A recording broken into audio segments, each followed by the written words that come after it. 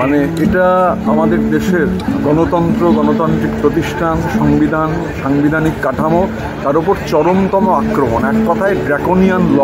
এই যে বিল শেষ বেলায় ওরা আনতে চাইছেন, এটা আনকনস্টিটিউশনাল, অসাংবিধানিক, এটা অটোক্রেটিক, একেবারে কর্তৃত্ববাদী এবং স্বৈরাচারী এবং অ্যান্টি ফেডারাল। আমাদের দেশের রাজ্যের সরকার, কেন্দ্র রাজ্য সম্পর্ক তো নিশ্চিত ঠিক করা রয়েছে।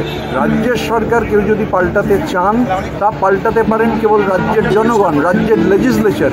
কেন্দ্রীয় সরকারের কোনো ক্ষমতাই নেই এটা করবার। তাহলে এটা ওরা যেটা করতে চাইছেন, রাজ্যগুলোর কোনো গুরুত্ব থাকবে না, মানুষের কোনো গুরুত্ব থাকবে না, শুধুমাত্র ওনারা ওনাদের পছন্দ মতো এই যে আইন আনবার চেষ্টা হচ্ছে। এই আইনের সবথেকে বড় ভয়ঙ্কর দিক হচ্ছে যে এটা একটা সুপার ইমার্জেন্সি ইম্পোজ করা হচ্ছে।